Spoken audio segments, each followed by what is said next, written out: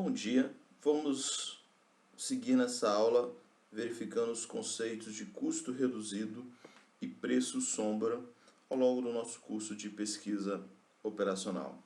Então, vamos tentar colocar o conceito de custo reduzido e preço sombra através desse exemplo que aqui está. Imagine que a gente tem uma empresa que fabrica dois produtos, ok? Então, esse produto é o produto 1 e o produto 2, e para fazer esses dois produtos, essa empresa precisa de 3 matérias-primas. Por isso que aqui eu tenho 3 restrições. Restrição A, B e C. Ok? Ele já me forneceu nesse problema um modelo de programação linear para a gente ganhar algum tempo. Mas por este problema de programação linear, por esse modelo, eu já consigo descobrir coisas sobre o meu problema real. Por exemplo, eu sei que o produto 1 me dá um faturamento unitário de R$ 2.000 e que o produto 2 me dá um faturamento unitário de R$ 6.000, né? Por quê? Ele está me falando de faturamento diário, então isso aqui tudo são referentes a faturamento diário, então o meu Z vai buscar maximizar o faturamento diário, sendo que a matéria-prima A, B e C, né, referem-se aos consumos diários. Então, para a matéria-prima A, eu tenho disponível 15 unidades dessa matéria-prima. Para a matéria-prima B, eu tenho 20 unidades disponíveis diariamente. E para a matéria-prima C, eu tenho 30 unidades disponíveis diariamente. Se este é o meu modelo, eu vou resolvê-lo através do simplex. E para isso a gente vai ter que fazer algumas considerações.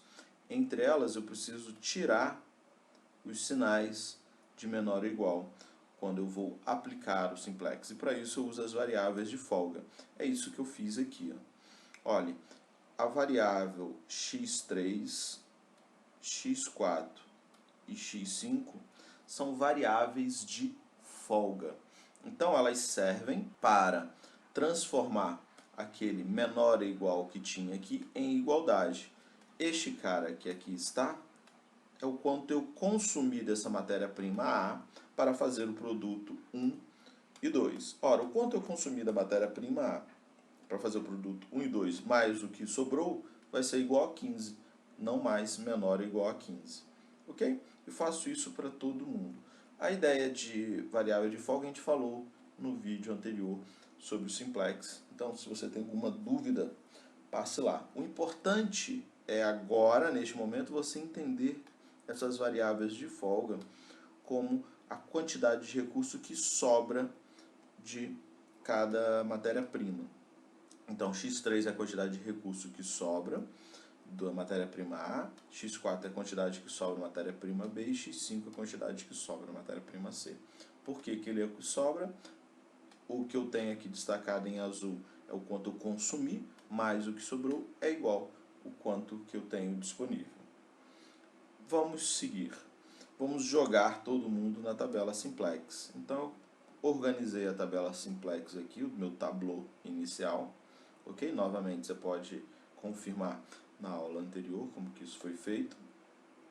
Passei ele para cá e esse é um problema simples, onde com apenas uma interação eu chego na resposta final. Como eu sei que essa aqui é a resposta final, basta olhar para a linha Z. Olhando na linha Z, eu vejo que não tem número negativo na linha Z, portanto, este é o quadro ótimo.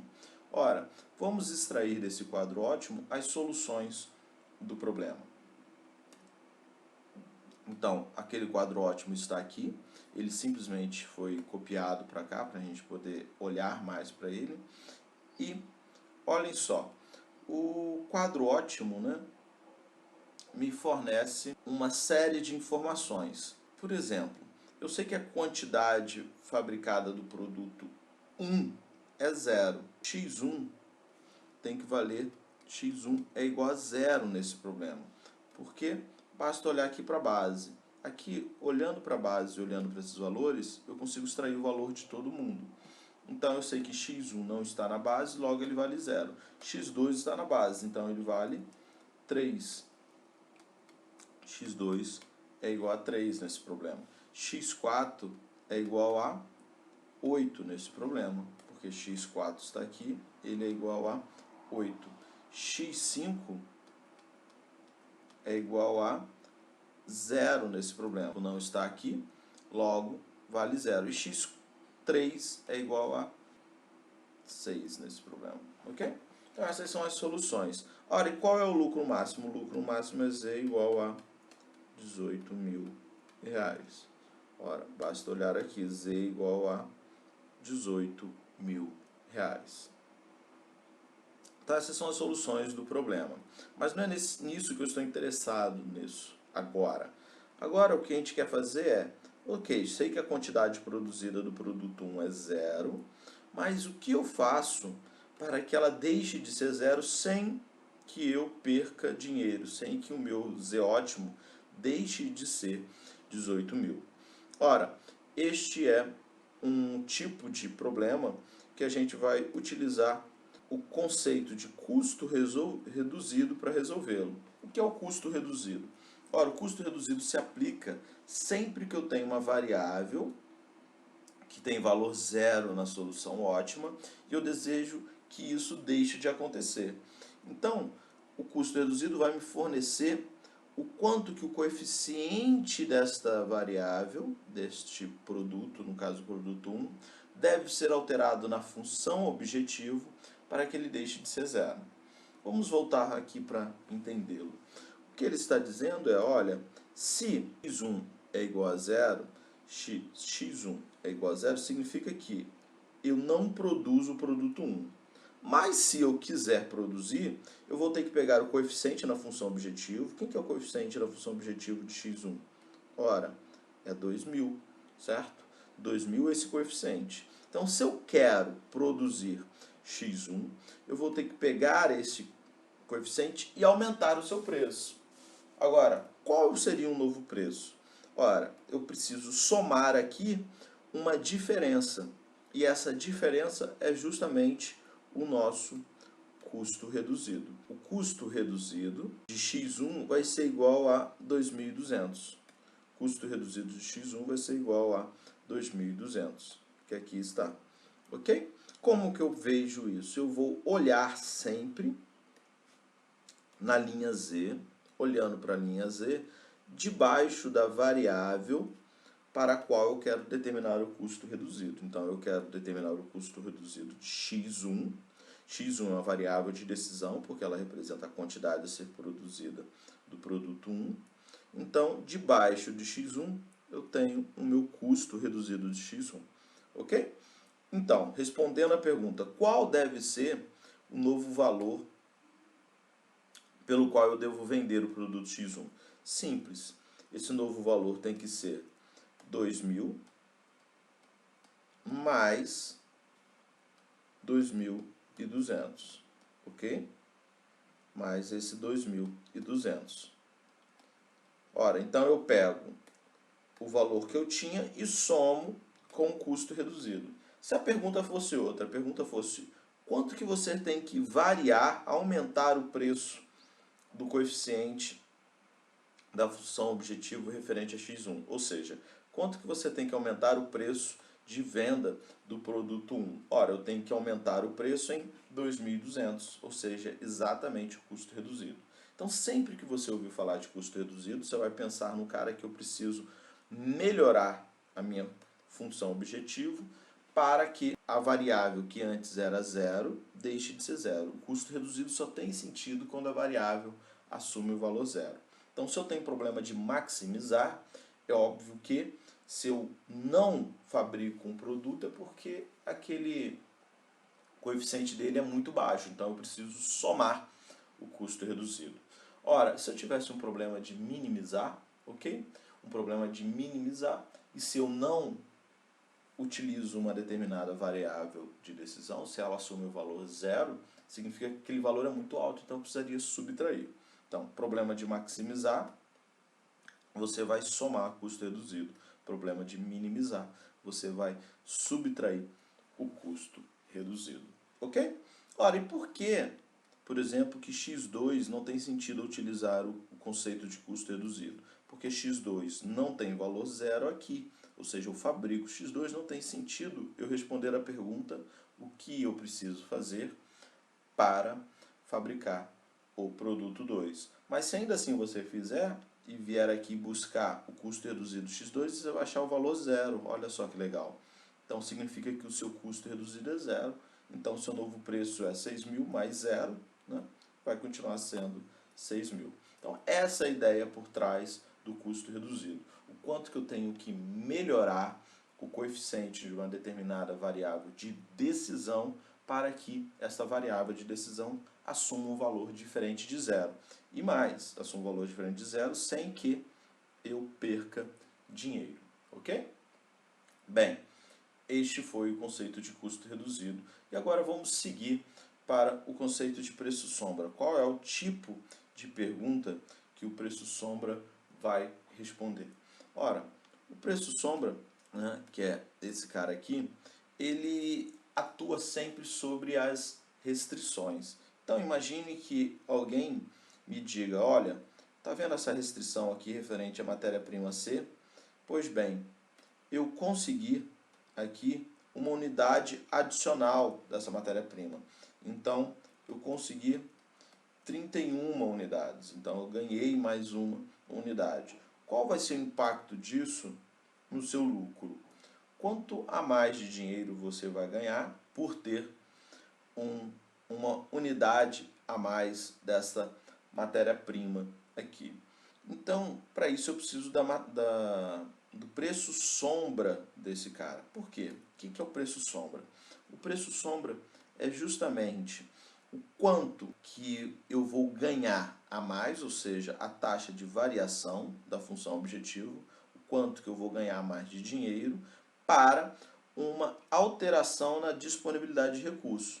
Então, quanto que eu vou ganhar a mais de dinheiro em Z quando eu mudo a quantidade disponível de um determinado recurso. No caso aqui, escolhemos o recurso C. Ora, para isso eu preciso do preço sombra. Então, vamos ver o preço sombra desse produto. Lembrando, qual que era a variável de folga referente à restrição C? Vamos relembrar aqui. A variável de folga referente à restrição C era x5. x3 é a variável de folga da restrição A, x4 da restrição B e x5 é da restrição C. Ó. Então, vou pegar a variável de folga da restrição que eu estou trabalhando, a restrição C. Quem que é a variável de folga dele? É esse cara aqui, ok? Pego esta variável de folga e o preço sombra vai ser justamente esse cara aqui. Então, este é o preço sombra. Preço sombra de quem? Dessa restrição, ok? Cada restrição tem um preço sombra. Então, uma unidade adicional da matéria-prima C vai me dar R$600 a mais, ok? Ou uma unidade que eu perca da matéria-prima C vai fazer com que o meu lucro caia R$600. Ora, então qual é o novo lucro, né? O que acontece se a gente conseguir mais matéria-prima C? Se eu conseguir uma unidade a mais da matéria-prima C, eu vou ficar com o lucro que eu tinha antes. Qual era o lucro que eu tinha antes? Z era igual a 18.000 mais 600. Então, com uma unidade a mais, eu vou ter 18.000 mais 600, ok? De onde saiu esses caras? 18.000 saiu daqui e os 600 saiu daqui, ok? Isso para uma unidade a mais. Se eu tivesse duas unidades a mais, ora, seria 18.000 mais 2 vezes 600, ok? Se eu tivesse duas unidades a mais, né? Se aqui, ao invés de 1, eu tivesse mais 2 unidades, então eu teria aqui 18.000 mais 2 vezes o preço sombra, ok? Então, o preço sombra é essa taxa de variação da função objetivo quando eu mexo na disponibilidade de recursos, ok? Qual é a vantagem do preço sombra? Que eu não preciso resolver novamente o meu problema. Mas, observação sobre o preço sombra. Primeira observação. O preço sombra me fornece um novo lucro, certo? Um novo valor de Z. mas não me fornece os valores de x1, x2, x3, x4 e x5. Então eu não sei o que acontece com a solução do meu problema quando eu aumento a disponibilidade de recursos. Eu sei que o lucro vai ser, por exemplo, se eu aumentar em uma unidade, vai ser de 18.600, ok? Agora, os valores da solução, x1, x2, x3, eu não conheço. Essa é a primeira observação. A segunda observação é que o conceito de preço-sombra tem limite. Eu não posso aumentar indefinidamente a disponibilidade de um recurso e ganhar sempre com isso na taxa do preço-sombra. Não é difícil você perceber isso, porque à medida que eu vou aumentando o meu recurso, em algum momento outro recurso se torna gargalo da produção, começa a impedir que eu fabrique mais, logo começa a impedir que eu ganhe mais dinheiro, por isso que o preço-sombra tem limite. Ora, e vamos olhar aqui, qual seria o novo lucro se eu conseguisse uma unidade adicional da matéria-prima A. Matéria-prima A, a variável de decisão é x3, logo x3 está aqui, quem que é o preço-sombra dela? Zero, eu não ganho nada mais. Ora, por que isso? Tem sentido, afinal de contas, x3 é igual a 6, né?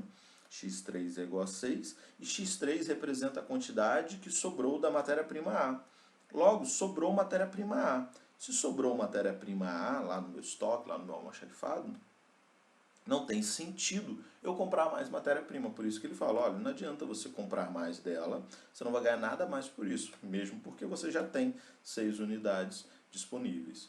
Ora, e a matéria-prima B? A mesma coisa, a matéria-prima B aqui vai aparecer x4, x4 é igual a 8, logo eu não ganho absolutamente nada quando eu tenho unidades adicionais de x4, ou seja, unidades adicionais da matéria-prima B. Ok?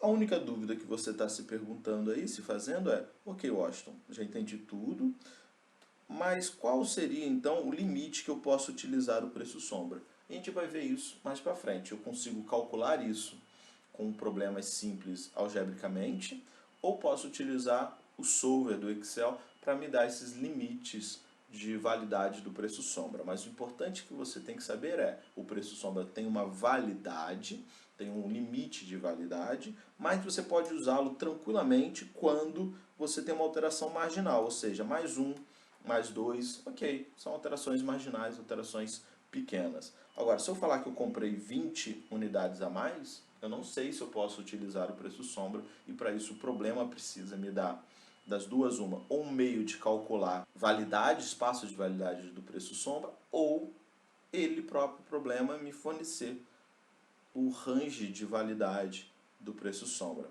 ok?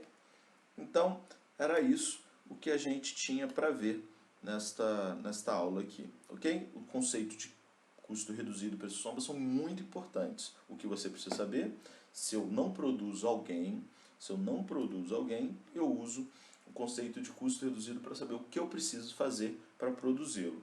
Ora, e se eu tenho uma aquisição de matéria-prima ou perco parte da matéria-prima, eu uso o preço sombra para saber o impacto disso no meu lucro. Ok? Ficamos por aqui e bye bye.